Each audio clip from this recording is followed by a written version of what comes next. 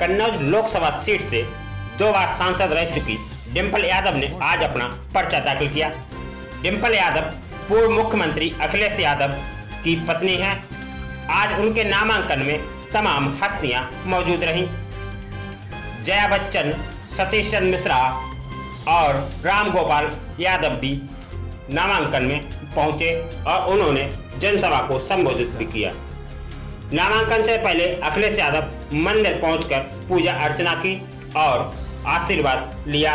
इसके बाद उन्होंने नामांकन कराया। बहुजन समाज पार्टी, समाजवादी पार्टी का ऐतिहासिक गठबंधन अगर हुआ है तो ये गठबंधन इस पूरे उत्तर प्रदेश ही नहीं, इस पूरे देश की दिशा बदलने वाला है। इस देश को एक नया आवाम देने वाला है और इस देश की दिशा बदल करके इस देश के जो मजलूम लोग हैं, गरीब लोग हैं, अल्पसंख्यक लोग हैं, जो दलित समाज के लोग हैं, उन सभी लोगों के लिए, बैकवर्ड समाज के लोग हैं, आज उनकी सही माने में अपनी सरकार देश में बनने जा रही है और उसमें कन्नौज का अपना योगदान होगा।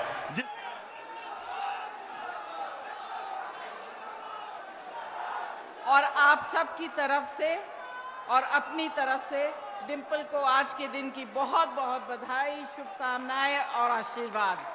धन्यवाद। 23 मई को अगर मोदी हटते हैं तो आपके भाग्य पर जो ताला लगा हुआ है वो खुल जाएगा।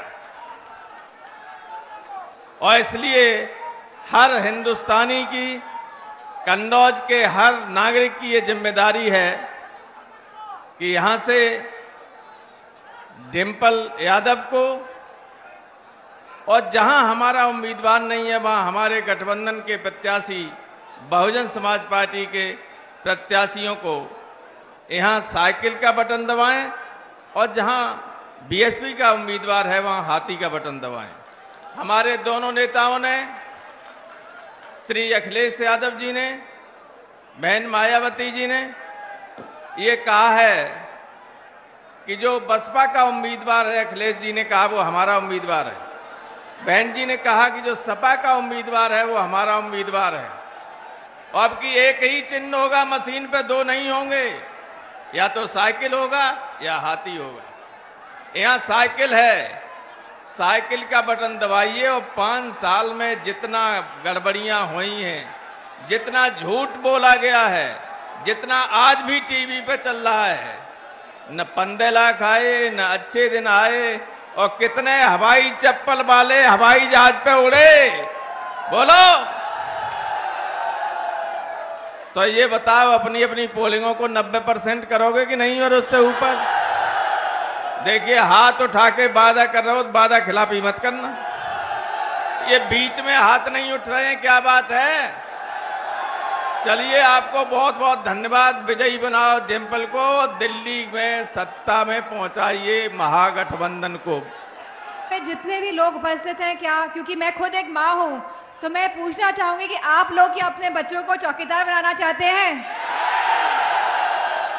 आज ही, कल ही यूपीएससी का रिजल्ट आया है।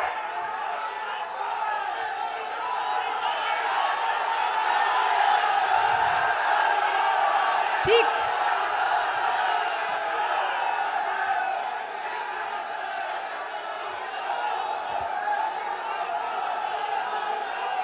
हमें इस तरह की, हमें इस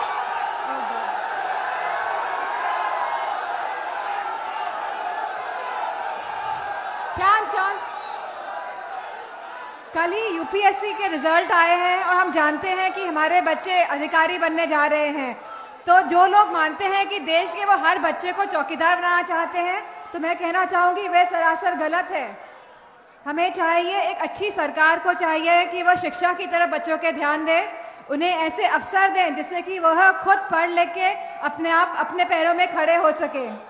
और इसी के साथ 2017 में जब नोटबंदी हुई थी तो कहा गया था कि इससे आतंकवाद खत्म हो जाएगा, नक्सलवाद खत्म हो जाएगा, काला धन खत्म हो जाएगा।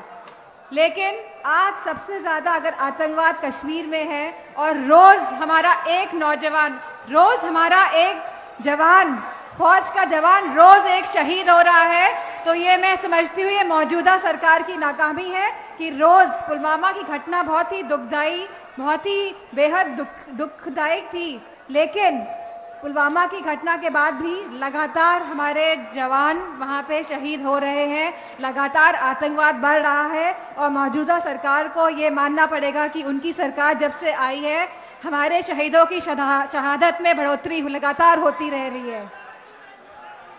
अब महिलाओं के साथ लगातार उत्तर प्रदेश में अपराध बढ़ रहे हैं। 2017 से आज 2019 है, इस सरकारों ने, ना केंद्र की सरकार ने और ना राज्य की सरकार ने कुछ किया है और लगातार, और कल तो मथुरा की घटना ही आप जानते होंगे, किस तरह एक महिला कांस्टेबल के बाद तेजाब डाल दिया गया, उसको झुलसा दिया गया। तो ऐसी नाकारा सरकार को मैं समझती हूँ हम सब मिलकर हटाने का काम करेंगे और इस देश को एक नई दिशा और एक वातावरण देने का काम करेंगे। और झूठे वादों वाली सरकार का अब जाने का समय आ गया है। मैं आप सभी से पूरी उम्मीद करती हूँ, मुझे पूरी उम्मीद है कि इस बार ज़्यादा से ज़्यादा लोग आप वोट बटन दबा के समाजवादी पार्टी को विजयी बनाएंगे। और मैं विशेष धन्यवाद देना चाहूँगी, मैं विशेष धन्यवाद देना चाहूँगी मायावती जी का और शशि चंद्र मिश्रा जी का, जो आज यहाँ पे आप आए हैं, अपना समय निकाल के यहाँ पे आके हमारे कार्यक्रम में आपने उपस्थिति दी है। मैं आपका आभार और धन्यवाद देती हूँ। और आप सभी, दो दलों का तो है, लेकिन ये विचारों का भी गठबंधन है। ये जमीन पर जो कार्यकर्ता हैं उनका मिलन का भी एक गठबंधन है।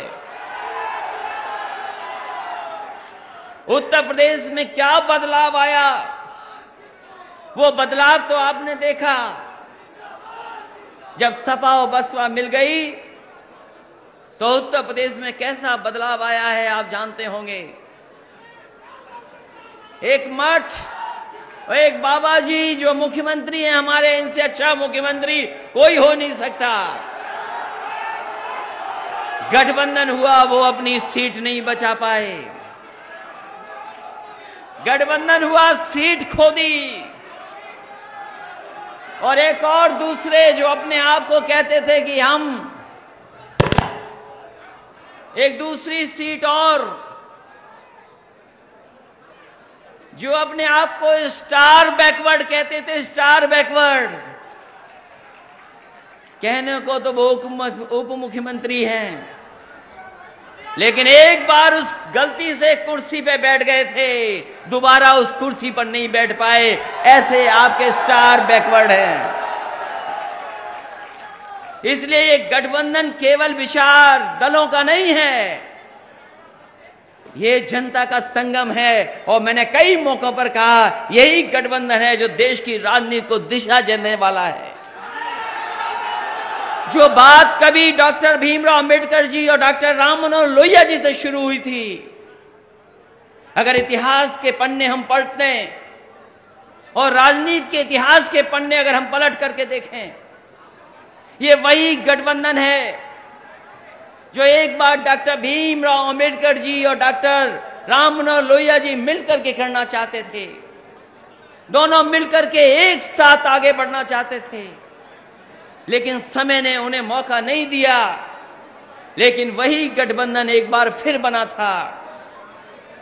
उस समय नेताजी और स्वर्गीय काशीराम जी ने मिलकर के उस गठबंधन को आगे बढ़ाने का काम किया है। इसलिए जो डॉक्टर भीमराव अंबेडकर जी, डॉक्टर राम मनोहर लोहिया जी जो सिद्धांत को ले जाना चाहते थे, उन्हीं सिद्धांतों को आदरणीय मायावती जी और हम समाजवादी लोगों ने मिलकर के जमीन पर उतारने का काम किया है। ये प्रधानमंत्री जी तो पैर धोते रहे, हम और आप केवल पैर धोना देखते रहे, और उसके साथ साथ उन्होंने नौजवानों की नौकरियां भी धो दी। किसी को नौकरी मिलने वाली नहीं है। हमें और आपको उलझा दिया कि बुलेट ट्रेन आएगी, बुलेट ट्रेन। और बुलेट ट्रेन किसके लिए बनाना चाहती थी Bharatiya Janata party? Bullet train बनाना चाहती थी हीरे के जो एक्सपोर्ट करते हैं, हीरो का जो कारोबार होता है, हीरो का कारोबार जो सूरत से लेकर के मुंबई के बीच में है, जो गुजरात से लेकर के महाराष्ट्र में है, उनके लिए बुलेट ट्रेन बन रही थी। लेकिन बुलेट ट्रेन नहीं बनी। हम समाजवादियों ने कहा कि हमें बुलेट ट्रेन की जरूरत नहीं है, हमारे जवानों को बुलेट प्रूफ जैकेट की जरूरत है। आज हमसे आपसे अगर उनके खिलाफ बोल दें तो सर्टिफिकेट लेने का या सर्टिफिकेट हमसे और आपसे मांगते हैं। कोई बात हम लोग कह दें तो उसके लिए सर्टिफिकेट मांग लेते हैं। हम उन्हीं सर्टिफिकेट मांगने वालों से कहना चाहते हैं कि डिंपल के परिवार में इतने लोगों पर सर्टिफिकेट है फौज का कि आप हिसाब किताब लगा लो, आपके पास किसी पे नहीं मिलेगा। इसलिए साथियों, ये देश का चुनाव है, ये देश को तरक्की के रास्ते पे ले जाने वाला चुनाव है। जब हम दुनिया में देखते हैं हमारा देश कहां है, हमारे प्रधानमंत्री जी कहते हैं कि भारत को हमने ग्लोबल स्टैंडिंग बढ़ा दी है, दुनिया में हमने न जाने कहां भारत को खड़ा कर दिया है। लेकिन अगर हम आंकड़ों में देखें तो आज हम दुनिया से न जाने कितना पीछे दिखाई दे रहे हैं। दुनिया जितनी भी है भारत के आसपास बहुत तरक्की कर ली, बहुत खुशहाली हो गया है, लेकिन आज भी हम लोग गरीबी में हैं। हमारा किसान दुखी है, नौजवान के पास कोई नौकरी के अवसर नहीं है। ये हमारे नौजवान अगर सपना देखना चाहें कोई तो वो सपना भी नहीं पूरा कर सकते, ऐसी स्थिति पैदा कर दी है। जो हमारा देश आगे बढ़ रहा था उस देश को पीछे कर दिया। अगर आंकड़े निकालें आज तो हम भूखमरी में आगे हैं, उन देशों के बराबर हो गए। सोमालिया, इथियोपिया के बराबर हम हंगर इंडेक्स में पहुंच गए। बीमारियां उठा करके देखें तो बीमारियां बढ़ती चली जा रही हैं। कैंसर में हम आगे हैं, डायबिटीज में हम आगे हैं, हार्ट की बीमारी में हम आगे हैं। ये 5 साल में न जाने कितने पीछे छोड़ दिया।